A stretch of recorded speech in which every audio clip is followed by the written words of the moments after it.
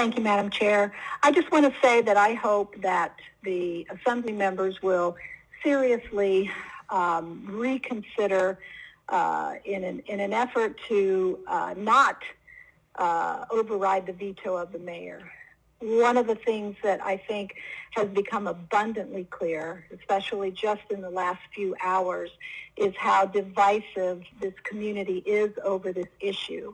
And the only thing that this particular override does is fuel that fire. One of the things that I'm really concerned about is the fact that there are criteria to be met in order for this ordinance to basically end. And I find that to be relatively almost irrelevant criteria that would basically hold the municipality somewhat hostage in terms of how any hospital would determine whether or not they are still in that standard of care crisis mode.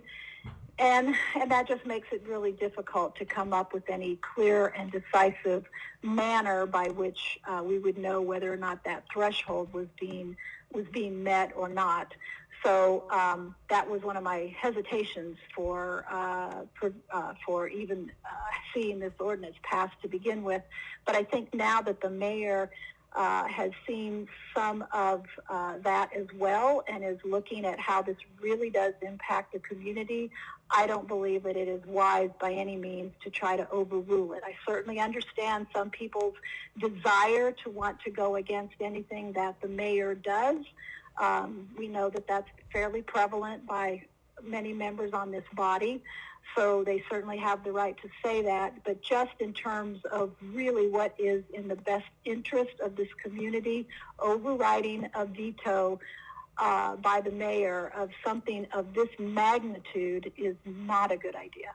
So I would hope that there would not be much support for this override, and hopefully people will try to go along a more rational basis to see how we can truly help this community get through some of the challenges that this virus is presenting. Thank you, Madam Chair.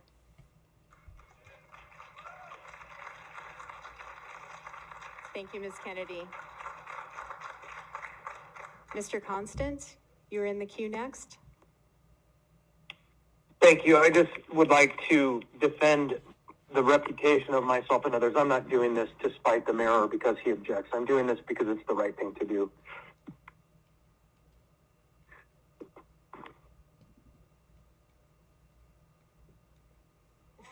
Folks in the audience, please refrain from shouting.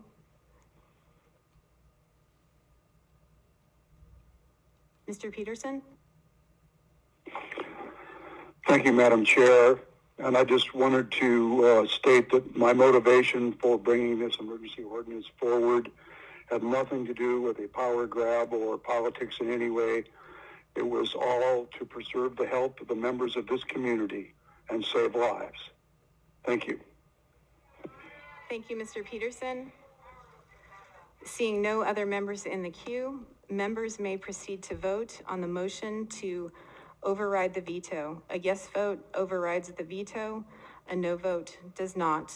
We will be conducting a voice vote in which I will call the member's name and the clerk will record the vote. Mr. Weddleton, how do you vote? Yes. Ms. Allard, how do you vote? 100% no. Mr. Peterson, how do you vote? Yes. Mr. Rivera, how do you vote? Yes. Ms. Kennedy, how do you vote? No. Mr. Constant, how do you vote? Yes. Ms. Zelatel, how do you vote? Yes. Mr. Dunbar, how do you vote? Yes. Mr. Perez-Verdia, how do you vote? Yes. Ms. Quinn Davidson, how do you vote? Yes. Ms. LaFrance, how do you vote? Yes.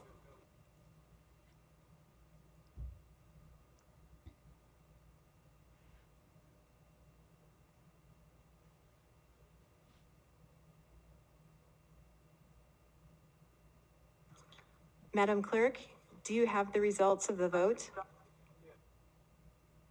Yes, Madam Chair. The vote is 9-2.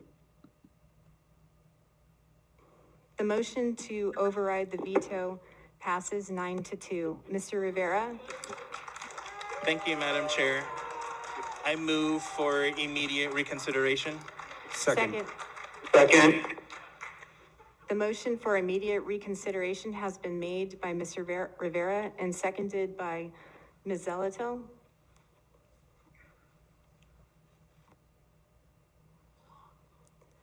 Members may proceed to vote on the motion for immediate reconsideration.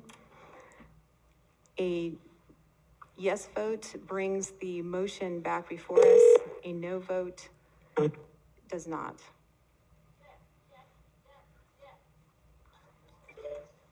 Mr. Weddleton, how do you vote on the motion to reconsider? No. Ms. Allard, how do you vote? Yes. Mr. Peterson, how do you vote? No. Mr. Rivera, how do you vote? No. Ms. Kennedy, how do you vote? Yes. Mr. Constant, how do you vote? No. Ms. Zelato, how do you vote? No. Mr. Dunbar, how do you vote? No. Mr. Perez-Verdia, how do you vote? No. Ms. Quinn Davidson, how do you vote? No. Ms. LaFrance, how do you vote? No.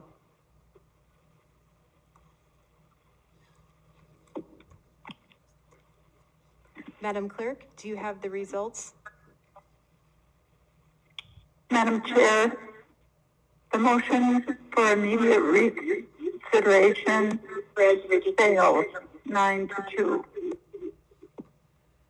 Thank you, Madam Clerk. The motion to reconsider has failed 9-2. Madam Chair, this is Ms. Allard. Ms. Allard, do you have a point of order or information? I have a point of information, please. What is your procedural question, Ms. Allard? My question is, could you please explain to the public if they can or cannot testify on this new ordinance, each and every single person that chooses to? Or is this a, let me think how I want to phrase my words. Or if they've already testified, they can't. But since this is a new ordinance, I believe they can. And if you can just get some information on that and put it out, please. Thank you, Ms. Allard. I believe the question is, may members of the public testify on the emergency ordinance? Was that your question? Yeah. The answer is no. The emergency ordinance has already has already passed, and public testimony is not a part of that. We are now on, and the veto has been overridden. We are now to audience participation.